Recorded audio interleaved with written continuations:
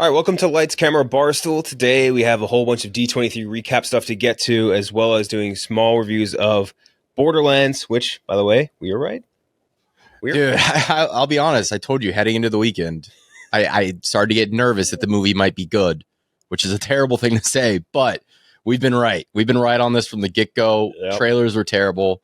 The castings never made sense. God, what a dog shit movie that I cannot wait to poop all over. Yep, and we have that, and we're going to talk slightly about Instigators, and then maybe a little bit of It Ends With Us, just to end it, because that movie blew up the box office. I saw it this Saturday. Yeah. But I don't know if you saw it. No. People are going nuts about it because the book is huge. Women be watching book to movie movies. That's damn straight. But before we get to that, we really quick want to talk about with Ben Klein, a little project he's got coming up. How are we, gentlemen? Good. How are you? Doing great. Thanks for having me. So tell us what you got going on right now. So I just finished my first feature film. Very happy about it. It almost killed me. I've been spending the last 16 months doing posts, dealing with colorists, sound mixers, all that stuff. And I'm having an event for it in New York. Would love for you guys to be there if you want. It is going to be at Village East by Angelica. The movie, it's called Wasted. I'm trying to channel the post-COVID college experience. A couple friends and I, we came together and realized that anyone with the means to make a movie about the college experience after COVID is too old to have experienced it. Mm-hmm. So we wanted to dive in, do almost like an Animal House meets Taxi Driver type movie.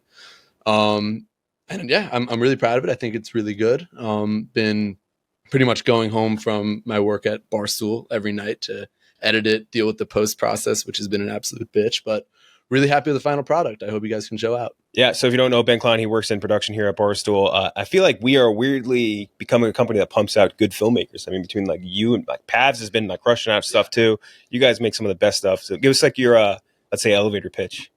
Elevator pitch is as follows. Well, here, I'll give you three things. Number one, the event. The event is awesome. My challenge is it's hard enough to get people into a movie theater for like a movie with $100 million budget. You know, the industry's bleeding right now, as we all know, and you guys talk about. So what I wanted to do is make it more of an exciting event, a way to spice up New York City nightlife, where you're going to get to the theater, Village East by Angelica at 7 p.m. Which, by the way, if you've never been to it in the city, top 5, especially the theater you're doing it in, maybe a top 3 venue in all of New York City for seeing a movie. It's unbelievable. Mm-hmm. Yeah. If you love movies, you know Village East by Angelica. Yeah. You know, they have the sound, they have the lasers, they're unbelievable. So you get there at 7 p.m. You have an hour and a half bottomless keg party in the movie theater. So we have beer, we have hard seltzer, we have hard cider, we're going to have wine and, you know, get fucked up, have a good time, and then watch the movie called Wasted. You know, we don't want to say get wasted at Wasted because, you know, we don't want to... Disclaimers involved, yeah. Of course. But, you know, have fun and then watch the movie. Caroline Benowitz of Barstool is going to do an intro for the movie. So if you're a fan of her, you can check that out. Watch the movie. It's great. It's really fun. There's a lot of sex, drugs, partying, and I guarantee you it doesn't end the way you might think it does. It's really exciting. And after the movie, we have an after party. On top of that, we have a weed sponsor who's going to be giving out THC beverages and edibles at the event. So if you don't drink or if you want to double down, you can go crazy. We have a sponsor who's going to be giving out free vodka iced teas, which is going to be really fun. And, you know, it's a great, I live in New York. I love New York and I'm never leaving, no matter how tempting LA might be as an aspiring filmmaker. But the thing is, going out sometimes sucks. You know, you do the same thing. You go with your boys to a bar. You're like, why do we even leave the pregame? We're just hanging out over here spending way too much money. But for $49, you can get as many drinks as you want in that pre-time reception. Spice it up, dress up, look good. A bunch of people are going to go there. We have Jackie Jr. from The Sopranos is going to be there. You know, I just saw... You ever go down those clips of like, you see one clip of a movie on TikTok and you instead of watching the entire thing? I did that with him in some movie where he escapes a prison and it was amazing. I forgot what it was called, The Breakout or something like that. It was really cool. Yeah, he's super talented. I worked with him on a Frank Walks actually, and we met. We've been talking ever since. So he's going to be there. Feidelberg's going to be there. A bunch of Frank the Tank's going to be there. A bunch of Barstool personalities are going to be there. And overall, really fun way to spice up New York City nightlife. If you're interested, go to @WastedMovie on Instagram. Or follow me, Ben S. Klein, on Instagram, and DM me if you have any questions. What was the cost on that again? $1,000 budget. $1,000 budget. But I think it looks like at least 100 times that. And I feel confident. What was the price of admission for this, you're saying? Oh, $49 for a ticket. Dude, that is, you are beating inflation.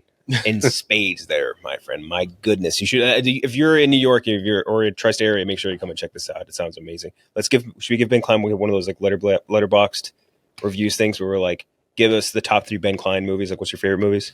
Sure. Well, it's funny. The lead actor. So my favorite director is Stanley Kubrick. So you can pretty much pluck any 3 of his filmography, and it's there. And the main actor, David Capriva, who's an unbelievable talent. I promise you, he is going to be a star. He was cast in a Zach Bryan music video as the lead.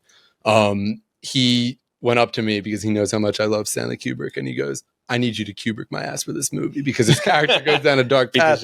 We talk about, how he treated Shelley Duvall, moral or not, who knows, but the product is there and it's excellent. So definitely got David Capriva, who plays Alex Wilder, in the right headspace. So I would say The Shining, that's a movie that made me fall in love with films.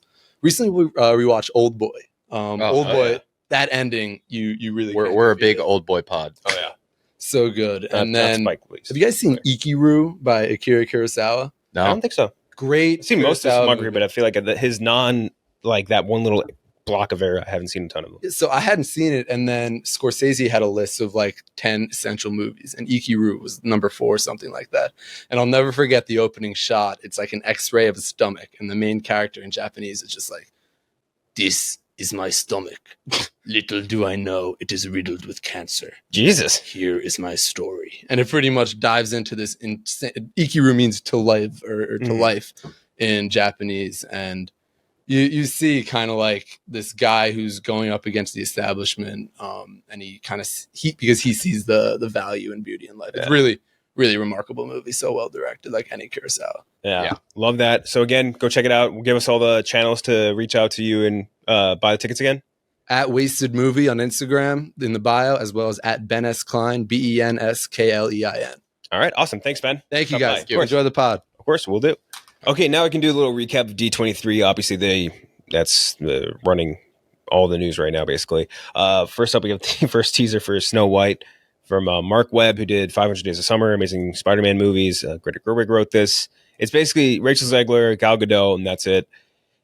Looks like dog shit. Looks so bad. Looks terrible. Looks so bad. And not in like I don't know, She-Man, Woman Hater, or whatever bullshit. It's just like physically looking at that, the visuals of it are so, it's like sandpaper on my eyes looking at shit like that now. And the best part about it is they had little people originally playing these dwarves until an actor spoke out against it, a very notable one. And they went back and CGI'd these dwarves for another $100 million on the budget. And boy, does it look fucking it's horrifying. Disgusting to look at. Horrifying. And I'm sure there's like some weird Disney investor yelling into their mic right now, like, or at their radio, their computer screen, like, it's not a finished product. It's the first child. I don't understand how you're going to fix that. That is horrible. There's no fixing. And plus, if that's the situation you're in, we're like, hey, this isn't like the finished product. We're almost in like 90% previs thing. You know what I mean? It's like, then don't show the dwarves. You know what I mean? Like, let your preview be Gal Gadot and fucking Snow White talking to each other or whatever. Dude, also there was like, you know how like film updates discussing film, they'll just like immediately the second a trailer drops, they just take every actor and they'll be like Vin Diesel in Fast and Furious 10, and they'll just be like 4 screenshots of Vin Diesel. They put up like, I think it was one of those two put up like Gal Gadot and Snow White, and someone quote tweeted and was just like, I don't know how it's possible, but she's like, you can tell she's acting bad. Like, she's poorly acting in the still image. And it's true. Like, there's something about her that's so wooden. Terrible pick. By the way, I was a ground floor guy on the Gal Gadot hit. You were. Everyone's like, no, she's pretty good. I'm like, no, she kind of fucking stinks. She's real bad. And it's so funny, again, and I know it's such like a meaningless, useless thing that they pay for with PR. The fact that like she got a star on the Walk of Fame like 2 years ago, for what? It's crazy, dude. And again, I know it's fake. I shouldn't get mad about it, but it's whatever. This looks like dog shit. They're already speculating about other shit too, because like the press tour before for Snow White was a disaster for Zegler. Which, by the way, I think someone definitely, if it wasn't Mickey Mouse himself, it was someone high up there. Someone got in her ear, because she has not spoken. Said a word. No, she has not been on a red carpet. She hasn't done an interview. Yeah, someone got in her ear and was like, "You need to stop." Yeah. Like, She got torched for that, And then now, like, there's the people are like taking pictures of her and Godot on the red carpet and looking like she hates Godot's guts. Whatever. I mean, I don't know. Godot's probably like a wonderful person. It's just, or maybe, but like I don't know. I don't know anything about her as a person. It's just like the acting is a whole separate thing. But yeah, this looks like ass. We got our first trailer for Mufasa the Lion King, which I did not realize originally that this is supposed to be a prequel. I just thought it was going to be. I'd completely forgotten too. Yeah. Again, Barry Jenkins. It's the same crew as the original one from Jon Favreau, except now you have Kelvin Harrison Jr., Mads Mikkelsen, Thandie Newton, Jay-Z's kids are both in it. I forgot that Jay-Z and Beyonce are just entrenched in this franchise. Yeah. Keith David too. Shout out. That's one of the most one of the best voices in the entire world. Also, one of the weird first interviews we did at Barstool was like I think our first one was Rawson Thurber, who directed Dodgeball and other movies. And then like I think Skyscraper. For Skyscraper. And then I think like our third or something interview was Keith David, who showed up dressed in an all purple tracksuit by himself. No entourage, no PR person, no nothing. He just walked in with a backwards Kangol and all purple jumpsuit. And it was just like, talk to us about Halo, talk to us about a couple movies, and just was like, yeah, cool, I'll talk to you guys later. Like that, it took so long to get another person who just came in by themselves again. He was just chilling. He popped in on a movie I watched last night, showed to my girlfriend for the first time. Forgot completely he's in The Replacements. He's like the head of the Players Union. Yeah. And I was like, wait, what the fuck? It's Keith David. Fucking Arbiter, man. He's such a good voice. And just a great actor, too. I mean, all-time voice. Yeah. In the Pride Lands of Tanzania, after the events of The Lion King, Rafiki the Mandrill. Rafiki's a mandrill? I thought it was just I thought he's a baboon. Baboon, yeah. Tells the story of the two lions, Mufasa and Taka to Kiara, the granddaughter of Mufasa and the daughter of Simba and Nala. Follows the orphan Mufasa, who's befriended by the young prince Taka, who's Scar, and adopted by Taka's family. The pair becomes close as brothers. Timon the meerkat and Pumbaa the warthog add color commentary. That doesn't sound. I didn't like that last line at all. Again, did know this is a prequel. Mads Mikkelsen as a bad guy. Who could have seen it coming? I am more looking forward to this, I think, now, even though we didn't love The Lion King, because most of these are just an original story versus The Lion King, which was just kind of like a shot-for-shot remake of the original movie, which is just like, what are we doing? Why waste the time? And also kind of a waste of like some super talented voices when you're just doing the same songs over. But yeah, more excited for this than the last one. I can't get on the same page with you on that one. I think it's more like it's relative. It's relative. Okay. I will say I understand that point. I guess from that perspective, yeah, I'm more excited for it. Barry Jenkins. But it's more upsetting to me because of Barry Jenkins. 7 years of his career just down the drain doing these fucking movies. One of our most talented filmmakers of a generation stuck doing Lion King, live action Lion King movies, live action Disney movies. Yeah. Which are that's just the worst. They must pay him so much money though. Oh, he's making bank. Yeah. I mean, the first one probably makes more money. No one is picking to watch the first or the Lion King live action movie over the Lion King. No. And that movie still made what? I think like $1.5 billion. An insane amount. So much money. And no one's talked about that movie outside of saying, man, that was kind of Yeah. Everyone just Exactly. The soundtrack, I think the soundtrack really held back the remake. And I think this will be better because they'll be new. Yeah. And you have all these talented voices. Like, I mean, they had new songs in the last one. It was like two of them. It was, and neither of them were great. Yeah. It was a Beyonce Vanity song. Yeah. It was bad. We had the first trailer for Moana 2. It's a new director on this one, David Derrick, his directorial debut. Same cast. After receiving an unexpected call from her wayfinding ancestors, Moana must journey to the far seas of Oceania into the long-lost waters for a hidden island that can break the curse made up of a fury of storms that's fallen upon Oceania. Cool. Yeah, I like Moana a lot. I feel like nothing has stood out to me that would make me think this would be like significantly worse. No. Except for a new director, and that's it. Yeah, I don't know what it is about Moana. I just kind of want more. It's like, pleasant to look at. Like on like the one hand, we're going to talk about these other Pixar announcements in a second, and it is very fucking depressing to think Pixar is like used to be the most original studio going in terms of mainstream, and now they're just all sequels.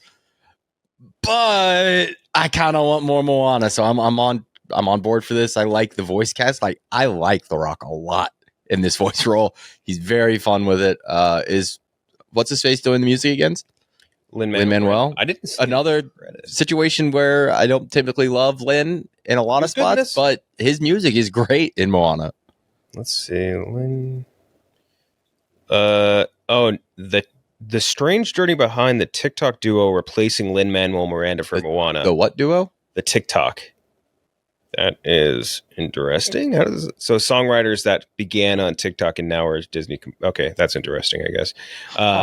I don't know. I like the songs. I like the singing voices. They got Big Justice. Was it the Rizzler? They got the Rizzler and Big Justice doing the Moana. What the fuck's their like? You're Welcome is a great song. A very shiny, great. How Far I'll Go. How Far I'll Go is amazing. I like it, and it's people say it's a ripoff of the Frozen song. It's a lot better than the Frozen song.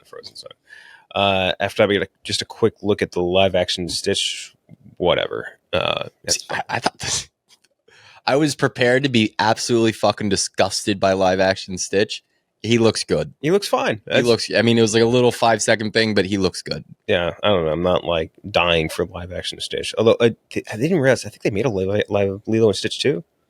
I guess I didn't realize that they made a Lilo and Stitch 2 already. I didn't realize that. We got a full trailer for the Skeleton Crew, which is obviously from John Watts, Jude Law, Carrie Condon, Nick Frost is a voice role, Julia White. The series follows 4 children who end up in an adventure to make their way home after being lost in the galaxy following a discovery they make on their home planet. Looks fine. Looks like a kid show. Yeah, it looks like a fun Disney Plus kid show. Yeah. This kind of is what I feel like they should be leaning more into for their Disney Plus content. Yeah. Like family friendly stuff. I'm excited about it. Maybe not for the trailers so much. The trailer was fine. Didn't do a ton for me, but like just who's involved. I think we've talked about before the directors. They got the Daniels. They got Lee Isaac Chung. They got who else? They got a few pretty like well-established, like kind of art indie directors working on this thing. And if they're going to give me like Star Wars Goonies, hell yeah. Yeah. Hell yeah. And Jude Law is fantastic, and so is Carrie Condon. What happened to the Young Pope? What happened to that show? What are you talking about? The Young Pope was great. Was it? No, I'm saying what happened to it? Actually, season 2 came out and I just never watched it. But yeah, I think the same thing happened to me. I was like, I was loving that first season because I was like, oh, it's cool. He's cool mystery. He's just drinking cherry Coke and smoking cigarettes and with the sunglasses on, and then that's it. That was the whole series.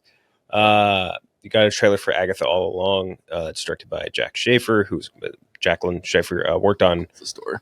WandaVision and Black Widow. It's got Kathryn Hahn, Joe Locke, Deborah Jo Rupp, Aubrey Plaza. At the end of the miniseries WandaVision, the witch Agatha Harkness is trapped in the town of Westview, New Jersey. In Agatha All Along, she escapes with the help of a goth teen who wishes to face the trials of the legendary Witch's Road. Without her magical powers, Harkness and the teen form a new coven of witches to face the trials with. Again, it's just like I don't see the vision behind making like what was good in a measured dose, giving that not in the series. Vision, not, yeah, he's just not in it. But I don't get giving this a full series. It's beyond me. I think I sincerely think it's just one of those. I mean, what is this? 5 years later since it got announced. I think it's one of those things that just the ball got rolling and they couldn't stop the ball from rolling, and they just have to get this out at this point. You know, kind of reminds me of. And yesterday I was tweeting about how like the Michael Keaton and the other guys. Like, imagine if they made a movie about Michael Keaton and the other guys, be like, what the fuck? Like, it was such a good measured dose. Why would you try and ruin that by diluting it? Yeah. And it's just, I get what they're trying to do. Like a nice little Halloween piece of content they can put out, September, October to get subscribers up. But, and the fucked up thing is this will probably end up being like one of the better series. It's the one that everyone like doesn't really even want. It shouldn't work. Yeah. It's like the one that shouldn't work. And so, for some reason, this will be the one that does. Yeah. But yeah, Kathryn Hahn is so talented. I wish she would just do other stuff. Yeah. Get outside of this. It's weird to have her and Aubrey Plaza doing this. I think Aubrey Plaza is a weirder one. Like, how did they get her to agree to do this? Money.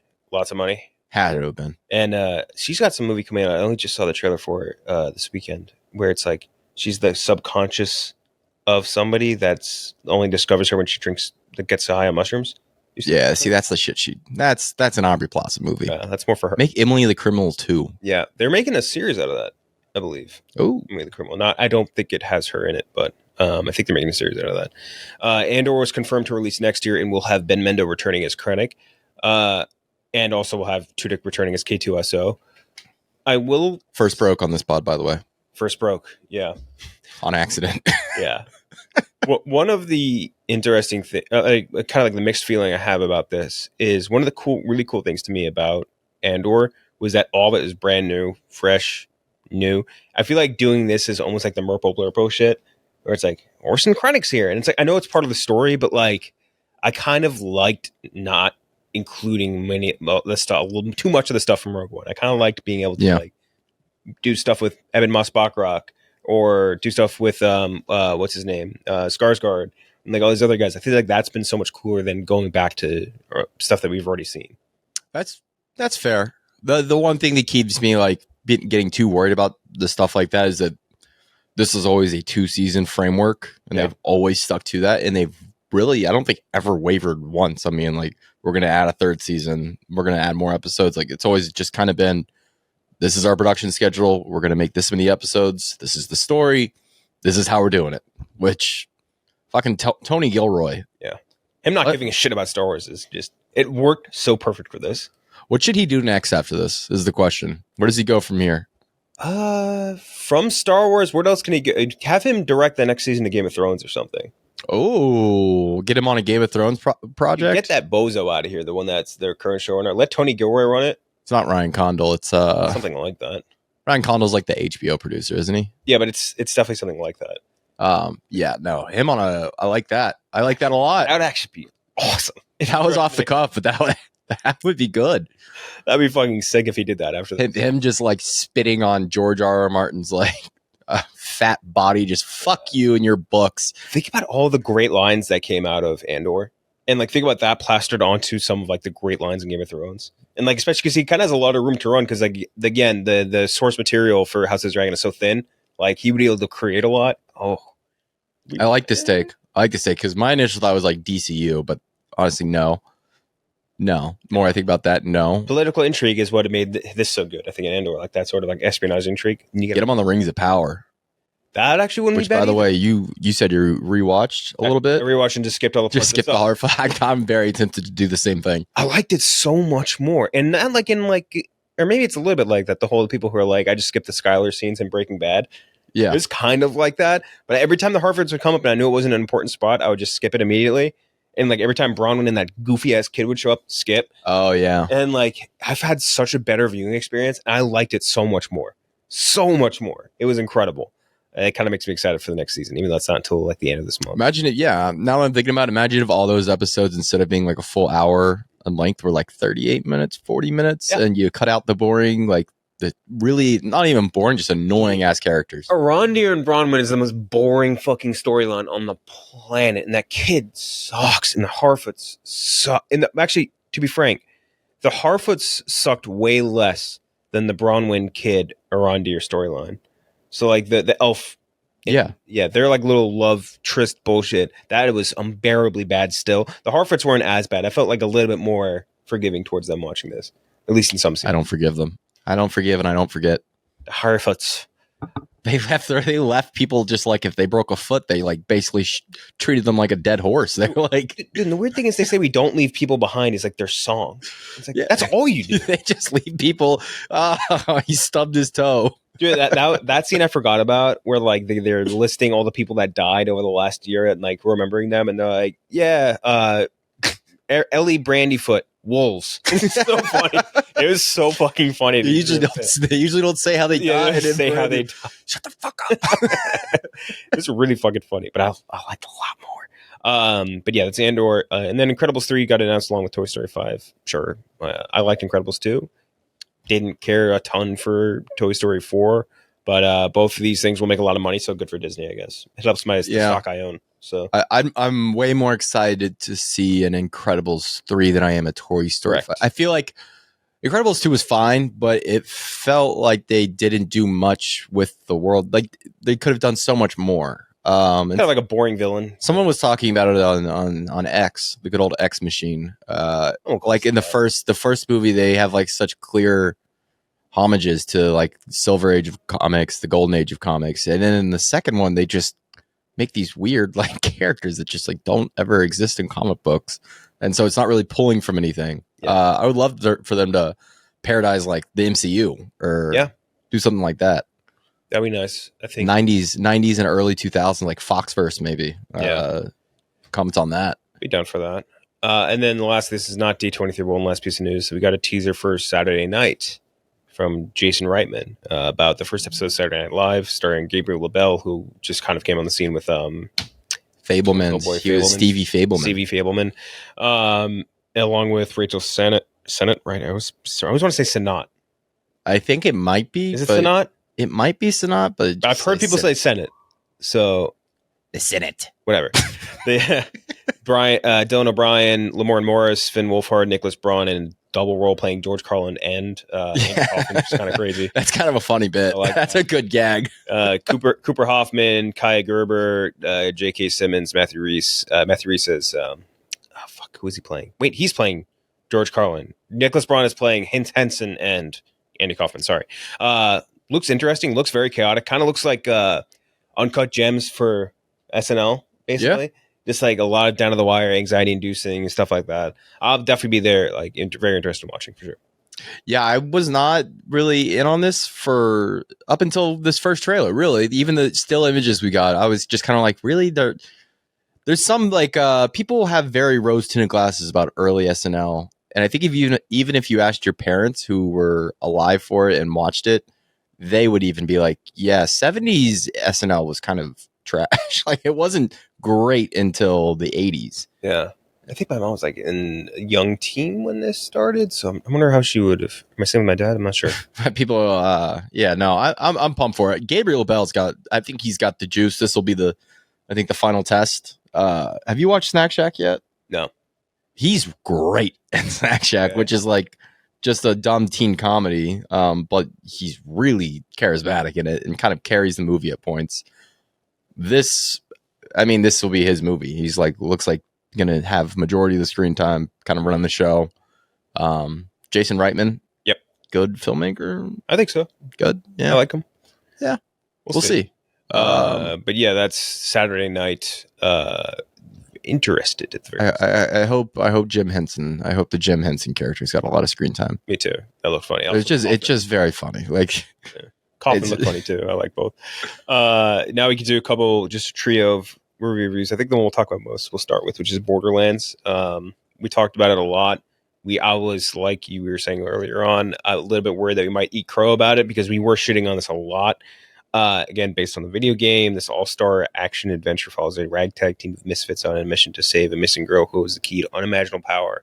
Directed by Eli Roth, starring a big crew: Kate Blanchett, Kevin Hart, Edgar Ramirez, Jamie Lee Curtis, Ariana Greenblatt, Florian Mutenow, Jack Black, a couple other people too. Bobby Lee, yeah, that one that did shock. Bobby Lee pops in for about 30 seconds. That did shock me. I can't wait to see him try to talk about it on what do you call it? Also, the voice of Dutch from Red Dead, which I didn't I looked up because the guy who drives the bus is that dude that voices Dutch. Because I was like not really paying a ton of attention, I guess, and like I just heard him talking, and like he's like, I have a plan, like that, and I'm just like I hear it, I'm like that's him, that's definitely him. But yeah, big cast.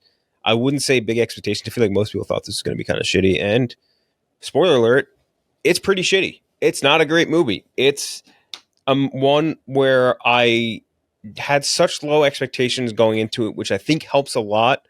I don't think this is like a bottom 5 movie on the year for me, but it's really bad and not worth watching. It's the most generic slop of an action movie. It reminds me a lot of like what a lot of video game adaptations used to be, especially from like the 2010s to 2010 to 2020, or maybe 2000 to 2020 range, where it's just like this person doesn't know how to make this like a or like anime, like live action anime adaptations too. Like that's like really, Dragon Ball Z. Yes, like Dragon Ball Z Evolution or the Death Note movies or like any of those. Like it really surprised me that it was on a movie screen at points. Like exactly, it's a really bad waste of time for a lot of these actors, especially when you look at Kate Blanchett. She must have gotten a bag for this. At least I hope so. $115 million budget. Yeah, so maybe even not that much. But still, no. I legitimately think like 110 million of those dollars went to the cast, straight into the because it looks so bad. Kevin Hart's rate's got to be huge. Like Jack Black's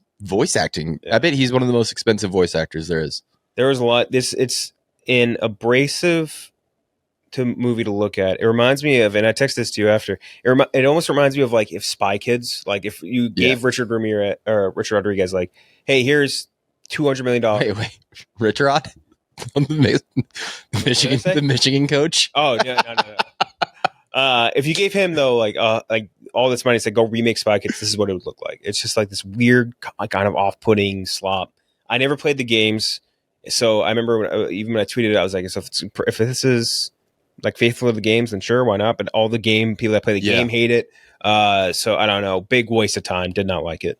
Yeah, I mean it somewhat did reach so bad it's good territory at points for me, where it maybe not so bad it's good, but so bad I laugh and I'm like, this is just absurd, like obscenely bad at points. Like, it's not a story issue. It's a very paint by the numbers story. Like, there's a chosen girl. We got to get her to open up the thing and protect the planet. Like, very paint by numbers. There's not real issues there, but just like the way everything shot, the lines, the dialogue, like the ADR is fucking terrible. It legitimately sounds like a video game at points. Like the Floyd Meekno, his like lines where he's like, just like you just hear him, he sounds like an NPC character in the background. Yeah, just like, oh yeah, like just like saying shit like that. Let's get it on. That Kate Blanchett, the wigs, that hair was. Oh my god, autistic Jamie Lee Curtis. That was a rough one. That was a really rough one. Autistic Jamie Lee Curtis comes in this movie about halfway through and just does quite a interesting portrayal of a smart person. Yeah, no, like this is top to bottom, like pretty fucking bad. Also, like really fucking bad. Also, Edgar Ramirez, an actor who I thought was pretty good at one point, has just kind of been. Wait, who did he play? He's the bad guy. Like the Atlas or whatever. Yeah. Like he's become, I think, just the generic shitty villain for movies. Because he was the bad guy in the 355, that dog shit movie. Oh yeah, that big cast.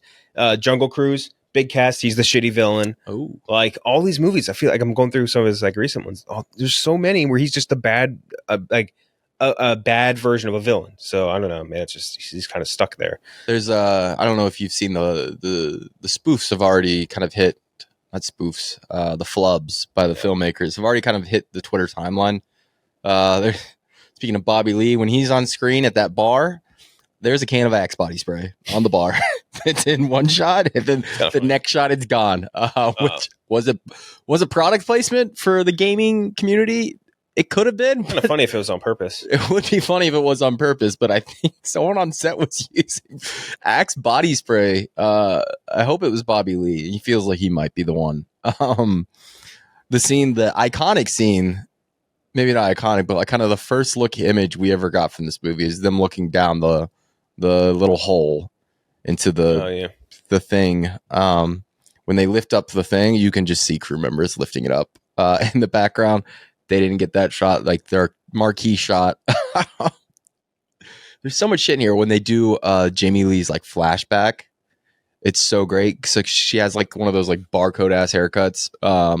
So to make her look younger, they just give her, instead of, maybe CGIing out Jamie Lee's like very old face, they just keep her old, give her a new wig with bangs. I respect that. That's like the old way they used to do things. If you had to de-age an actor or an actress, you would just give them darker version of their current hair. It's the Dexter. Exactly the same. It's what they used to do in Dexter when they would do flashbacks with Michael C. Hall, just give them a different wig. Yeah, exactly.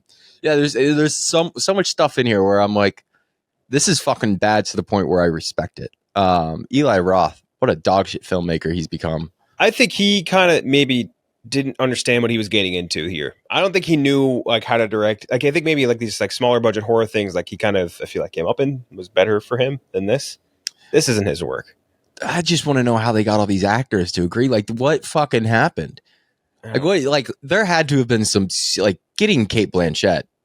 She's not only like in the movie, she is like the movie. She's like the main character. She's carrying it throughout, and she can't, like, as good of an actress as Kate Blanchett is, she can't do anything to fix this. That also might have been a problem for this too, in that like maybe they had their movie in place and then Kate Blanchett agrees and like, oh, we got to redo this now so that it like fits the fact that we have Kate Blanchett, so maybe we need to like fix this up. Almost like how and people complain about this too, and I agree with it, like Cyberpunk was, I think, a very good game that kind of got fucked up with by the fact that they had to include Keanu in everything. And that kind of like screwed up their storyline a little bit. And that's what I almost kind of feel like that with maybe with this. They could have had maybe something, but so much of it had to be tied into the fact that they had a fucking mega prestige star on their cast for this dog shit video game movie. So I don't know. It's bad. If video game lovers don't like it, me as a casual fan didn't like it. So. It's really bad. It's so bad. Do you think it was better or worse than Madam Web? I think it's better than Madam Web. You think it's better than Madam Web? It's a competent movie. Madam Web is nobody gave a shit making that movie. Like people clearly were trying to do something with Borderlands, and like there is a generic plotline to it. Like the fact that while you're watching Madam Web, you can actively see the fact that Dakota Johnson hates every single thing that she is doing, and the fact that they fucked up the ADR and everything in that movie too. It stinks. It stinks real bad. And that to me I think is way more. It was way worse to me. But how many memes are we going to get out of this, Kenjac? Are we going to get any memes out of the Borderlands? No one's fucking seen it. Also, you pay, I'm going to guess, Jack Black $15 million to come and do some voice acting, $10 to $15 million. Yeah. Then you fucking edit his voice to the point where you can't tell that's Jack Black at all. Yeah. There's not a single line read by Claptrap that I'm like, oh, that's Jack Black. It just sounds like generic video game voice. Yeah. Yeah. This is... Whew. It's stinky. I wouldn't recommend watching it. It's not to me offensively bad to the point where I'm like, wow, I want to go meme this. Wow, I want to go clip this. Wow, I want to do this. Like that's what I felt more about like Madam Web, where I'm like, these people deserve more to get shit on. Yeah. It's more closer to like, wow, I just wasted 2 hours of my time. Like there was nothing to take away from that movie, really. It's a bummer. It is a bummer because when I saw that 0% Rotten Tomato score, now at 3%, or it got picked up off 0% because of the one and only Grace Randolph Goat Talk. When I saw that 0% Rotten Tomato score, I was like, immediately booked my ticket. I was like, I have got to see this mess. Yeah, and it's not that bad, which kind of pisses me off because I wish it was worse. It's a 9%. I wish right it was like the third act is so bad. I wish the whole movie was that bad. Because when you get to the third act and she gets those fucking one listening is going to care about spoilers. When she gets the wings, it is one of the most obscene looking CGI messes. But in the villain is like that. What could be a cool premise, the little collar that people put on, and he like speaks through them, and like it could be actually like a cool premise and a funny bit. Like they kind of get a joke off at one point that got me to giggle, where he's like, "No, get up, walk." That got me to laugh for a second. There's a couple lines that are kind of funny, yeah. But they just don't. It looks so bad, and they don't really use it very well. So it's just this very uncanny valley. Like, It's just a bummer. It's not worth seeing, but also I wish it was worse. More deserving of like 9%. Bad needle drops too. Yeah, really bad needle drops. They thought they were making Guardians of the Galaxy the whole way through, and they just were not even fucking close. No. That was also just bad. I feel like this cast was correct. You know what I mean? Like obviously, Kate Blanchett has nothing to do with this movie. Like she should have nothing to do with this. But I don't know. Bad movie. It makes me. I've never played the game, and I never wanted to because I never liked the style of what it looked like, and then now I really never want to play. Yeah, what studio made this? What movie studio? Yeah, like who? Like this isn't like a Sony endeavor, is it? I think it was, wasn't it? Or no, the last movie I watched was just this. This is a 2K. Borderlands is 2K, which I found out when it popped up on the screen. Yeah, which I'm sure the games are great. We love 2K games. Production Lionsgate is the distributor. Yeah, no, it's just I guess Kate Blanchett like probably owns like 50% of Lionsgate now. Yeah, it really is. You would hope so anyway. That is like, I really want to know how much they paid Kate Blanchett to like, because it just really, and the irony of her last movie being Tar, and the movie Tar ending with Mrs. Lydia Tar being a video game composer is just perfect. Yeah, but that's Borderlands, kind of a literal bore. No pun intended. Ooh, I like that. Really quickly, we could talk about The Instigators. This is a movie me personally, I was very excited for because it's like, hey, look, you get Matt Damon, Casey Affleck in a heist movie in Boston. Like, yeah, it sounds cool. All that is good. Yeah. The trailer I thought was pretty interesting. If you haven't, it's Apple TV. I saw it on a screener, but it's Apple TV Plus, right? Yeah, it's on Apple TV Plus. It's part of the artist. I can't remember the little endeavor that Matt Damon's involved in. Yeah. It is directed by Doug Liman, who obviously is a very lauded action director. It's like big heist movie in the middle of Boston. The first, I would say 25, first third of this movie, I was like, oh shit, this is gonna be interesting because the heist happens within the first like 15 minutes. Like you're hitting the ground super fast, like running cool. I like the back and forth between Affleck and Damon. I like the character he kind of plays, where he's just like, I just need this amount for this. Yeah, he's kind of stupid. Yeah, he's which Damon doesn't often play a stupid character. Yeah, I like Stahlberg really buying into the Boston accent. I enjoyed that. Paul Walter Hauser being a Goomba, I love that. Yeah. Like a lot of the other stuff in it is very cool. Right after that first third, and you get into like the second and third act, it kind of just it fizzles out a lot, and I think they kind of maybe lost the plot a little bit with the therapist bullshit, and I don't know. It's kind of a bummer, I would say, more than anything else. And I think the one thing that detracts from this movie more than anything else is that your big bad, your antagonist, your chaser, your Hobbs, so to speak, from Hobbs and Shaw or from the Fast and Furious universe, is Ving Rhames, who physically cannot move. Dude, there's the first scene where he goes to the donut shop to, get in Alfred Molina's face. And like he like tries to intimidate him and he pulls out the baton and he walks over. He just like hits like a glass case of I don't know what. He just like breaks some glass, but he like the way he like stumbled. He's like, like the man can't. God bless Tom Cruise for keeping that man in a chair for the past 2 decades. Because I love Ving Rhames. I don't need to see him doing that. It's just sad. It was so sad. It was really like he couldn't move. Like at all. It was worse than De Niro and The Irishman. That reminded me a lot of that, yeah. But it's worse, I think. Because he isn't even supposed to be like that physically intimidating in those scenes, I would say, in The Irishman. Like in this, like you're supposed to be horrified. Like he's coming out of this big fucking police tank. He's coming out, he's busting shit up. And like he can't move. He's not scary. I don't understand why he's like the police chief, right? Like the chief. Yeah, like the SWAT police or SWAT yeah. Chief, He's like that. He's at the top. So why not just have him still be the guy in the chair, like commanding the troops, like being an intimidating force behind the scene? It was so bad. He looked awful.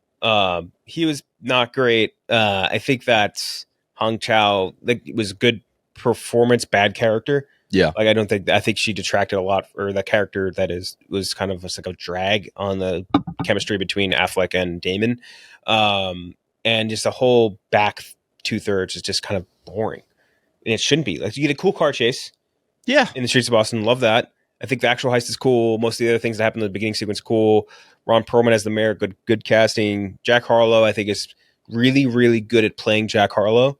Yeah. I'm not sure if he'll ever be able to play anything else, but that's good for him, I think. And some of the other characters, I like Molina was there, no doubt. Yeah, he was in and out. Toby Jones was there, no doubt. Oh yeah, I forgot Toby. There's a few, like even more than that. Let's pull this up. There's an alarming number of like, oh yeah, they're in this. I mean, Stolberg's a big one. Paul Walter Hauser is a big one. Yes, but then like Damon and all the other people, I don't know. Where I'm at with this movie, and I think the cast, just like with the last movie, kind of detracts from this, where for different reasons. This would be fine as like a direct to streaming release that I just catch on Netflix, catch on Apple TV, whatever, with some maybe actors like B-list, C-list actors. But because the cast is just really stacked, like truly stacked and from top to bottom, with Doug Liman, who is a hit or miss director for me, but he's very competent. He can make good movies. That just sets a level of expectation that it should be better. Like this had laughs throughout. Like I think this is a fairly funny movie at points. Like there's some funny stuff. Like especially between Affleck and Damon, they're funny together. Like Affleck just thinks he's just the biggest fucking idiot ever, and he really is. I kind of love seeing Damon play fucking idiot. Very rare, very very rare. But yeah, no, outside of those like just kind of funny moments, the actions really never elevates to a great spot. And I thought it would at some point, and it really never gets there. And it's just meh. It's just really a meh movie. Like if someone asked me what I thought of it, if they should catch it, they should fire up the old Apple TV subscription. I don't know if I'd tell them to. I really don't. I feel like a Boston person, maybe. Yeah, like even then though, because I feel like maybe they would even be more disappointed. Yeah, maybe. I guess if you're a Boston person, there's some. I think there's a few inside baseball Boston references in this movie that I didn't really get, but when they were saying it, I was like, oh, yeah. Yeah, like I haven't seen this since this person went to that thing, and it's like I don't get that reference, but I'm sure that's funny to somebody who gets it. But yeah, there's some good things about this. Like I said, a lot of jokes were car chase. I think was cool. The heist was cool, and the fact that like it jumps off running so quickly is nice. It's just I feel like they almost had an idea for doing like Inside Man in that way, where it's like, hey, the heist happens right away, and then the rest of it is going to be how do you get away with it. But then they just couldn't figure out how to make it good enough that bottom the 2/3 of how they get away with it. So that was just kind of. I think if they had leaned harder into just being a straight comedy, it would have been probably a lot better. Yeah, I was expecting it to be closer to like an Ocean's 11, and it's closer to like an Ocean's 13, maybe. There we go. And then lastly, just one last little movie. It Ends With Us. Blew up the box with like $50 million this weekend. Adaptation of a book that was very, very popular. I forget the name of the woman who wrote it. But Colleen Hoover, who also did a sequel to this book that's also super popular, which I believe they are adapting already. This movie, I saw it this weekend. I saw it 2:00 on a Saturday, packed to the gills theater. Incredible. The first half of this movie is a wretched Lifetime movie. Like dog shit cliche after cliche after cliche after cliche. And like it's unbearably long. And then the second half of it is really pretty fucking good. It's a real tale of two halves, as like our friends Chris Berman might say. The biggest problem for this movie I think was the guy that directs the movie. Justin Baldoni. He cast stars it. Yeah, he stars as the lead, right? And it's a huge mistake. A massive mistake. To a degree, you're supposed to like the whole first half is like you're building up like your main character played by Blake Lively, like her empathy or like attraction to him. Yeah, and like you're supposed to build like a little bit of empathy with him, and you don't, because he just is maybe the most evil looking man I've ever seen in my life. That's fair. He is. He looks like a comically evil human, and so I find it very difficult for you to build any sort of empathy or like empathy for her and her attraction to him. And I don't build any of that. And then the second half, when that stuff kind of comes crashing down, I'm like, yeah, no shit, you were dating a supervillain. Like, what are you talking about? This guy, no kidding, is a scumbag. So that part of it was kind of like it dives into it, or kind of like cuts into it a little bit too much. And then Blake Lively was a miscast here too, I think. The character, and this, my fiance loves the books, and she was telling me like the character that she's playing is supposed to be like the super meek, like wallflower person. Which, by the way, nobody in this movie has a normal name. You want to hear some of the names? Yeah. Just give me some of these. Okay, Blake Lively's character's name is Lily Bloom Blossom. Or sorry, no, incorrect. What? Lily Blossom Bloom is her name. And guess what she does? She's got to be a florist. Yep, she runs a flower shop in Boston. The guy that she's interested in. The guy his name is Wife Beater. It may as well been. His name is hold on. It's Riles like Dickerson or something like that. I want to. I might be wrong. It's definitely. Oh, Ryle Kincaid. Ryle, and he's a neurosurgeon, by the way. Who's also ripped and is perfect in every single way until he's not. Yeah. The guy that she's interested in, his name is Atlas. This is a Wattpad book. This was on shelves? This is like a massive bestseller. And then she was she has a kid whose name is a girl whose name is Emerson. Nobody has a normal name in this movie. But yeah, I think she was a miscast because the whole thing is she's supposed to be like this meek, sort of like timid individual that like doesn't understand or like doesn't totally in the beginning pick up what's happening with her. But Blake Lively is just such a confident human. You know what I mean? Yes. Like you just don't buy that at all. Oh, you could never buy a woman who looks like that as being anything other than the most confident person in any room. And they kind of set her up in the beginning to be like this sort of like confident, like adventurous, spontaneous person. And then like she's supposed to be like this, oh no, what's happening? It's like, I don't buy it. I just don't. And it felt like this movie, apparently people were pissed too that she's too old for it. It felt like it was like a last grasp at like playing that type of character. You know what I mean? That like dramatic, young, like just turned 30, like sort of lead. It's just not really her ball game, I don't think, anymore. But I will note that the good casting, Jenny Slate was amazing in this movie. She steals everything she's in. Super funny, and when the funny moments hit, she has a dramatic scene in this that makes me think like, oh, she's got it. She's got it. She's really got the juice. But then there's some other ones where it's like Hassan Minhaj. I don't get Hassan Minhaj. I don't think I will ever get Hassan Minhaj. I don't understand it. I never watched the show, like his whatever talk show, but people were always like, "Oh, Simon, he's so funny, so funny, so funny." And then the first thing I ever saw him physically talk in was an episode of Celebrity Jeopardy, and he was the most unbearable human being I've ever seen in my life, and that's basically what he plays here. So I guess it kind of works. I'm trying to think of what I've seen him in movie wise. Yeah, more TV than movies, I would say. But yeah, I think he was in the Batman Unburied podcast series, which I listened to. He played the Riddler. The Riddler, not as pretty good series. Winston Duke voices Batman. Oh, like that. Yeah. But yeah, there's a Tale of Two Halves movie. It's bad. The two biggest cast members you needed to nail, they didn't nail. And the first half is so bad. It's just that second half is really good. And they have a really cool like narrative switch, which book readers I guess would know. Where like again, the whole movie kind of revolves on like domestic violence stuff. But they have a really cool like sort of like almost the Last Duel type. Like in the Last Duel when like they kind of tell the story 3 different ways. Yeah, they kind of have moments like that in this where it's like you see what's actually happening versus what she thought happened. And like that stuff is really cool. Some of the other moments towards the end are really good. It's just that first half is so bad, and I really think they fucked up. And there's a lot of like behind the scenes stuff. Yeah, I was about to ask you how familiar you are with what's going on. They said like apparently they hated each other's guts, Baldoni and Blake Lively. Yeah, so estranged from them. There's like multiple sides to this, and kind of funny you say there's like 2 different perspectives. The 2 like things that are being said right now is that he vanity cast himself and was tough to work with. It was tough to work with the cast, and so the cast isn't talking to him. Yeah, whatever. And the other side of it is Blake and Ryan's production company fronted this movie, and she vanity casted herself, and they kind of fucked with the script pretty hard to make it more of a rom-com, more whimsical, which is tough to do with a movie about the domestic violence. So I'm more interested in the behind the scenes stuff on this movie than anything. I don't think I'll ever see this movie, just not my cup of tea, but it's unsurprisingly it's doing well. I think we'll see more of this stuff. Where the Crawdads Sing did outperform like a motherfucker. Yeah.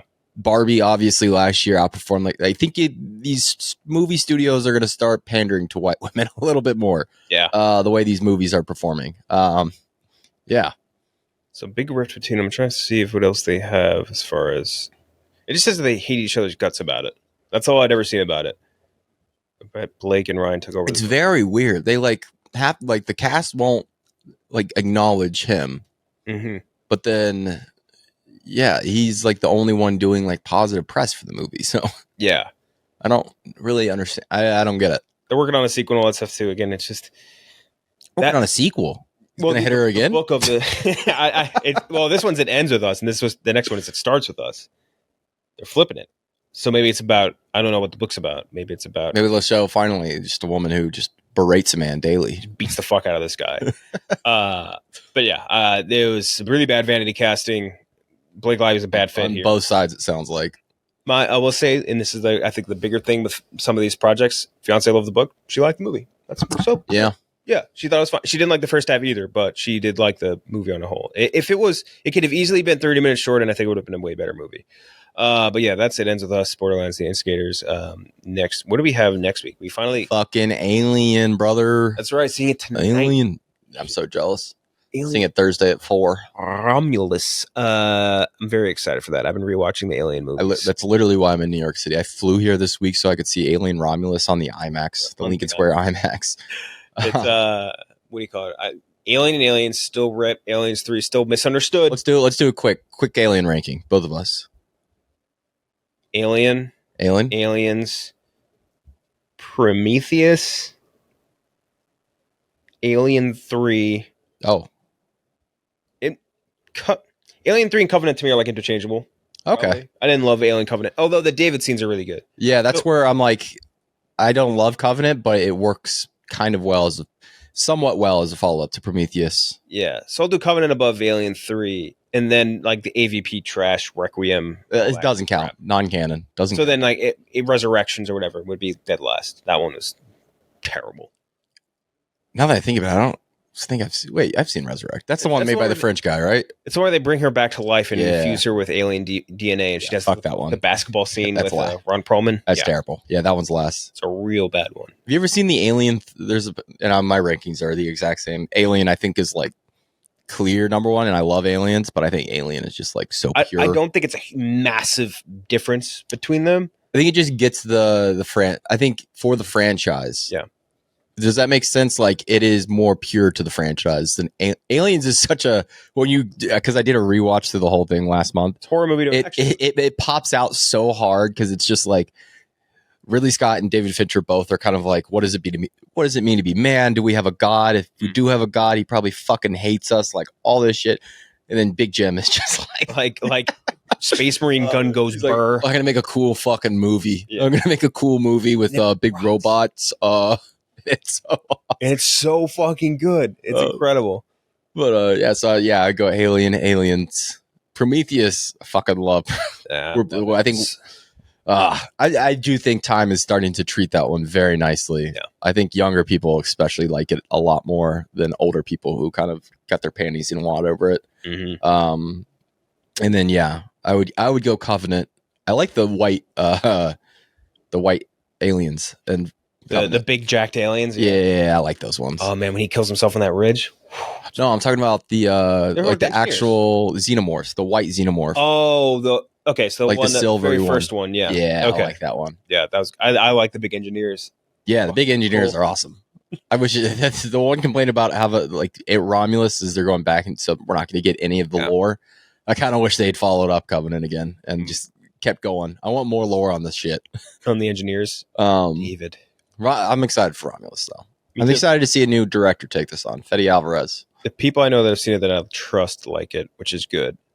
All-time marketing right now. Every trailer has been a fucking home run. Awesome. All the posters are great. Yeah.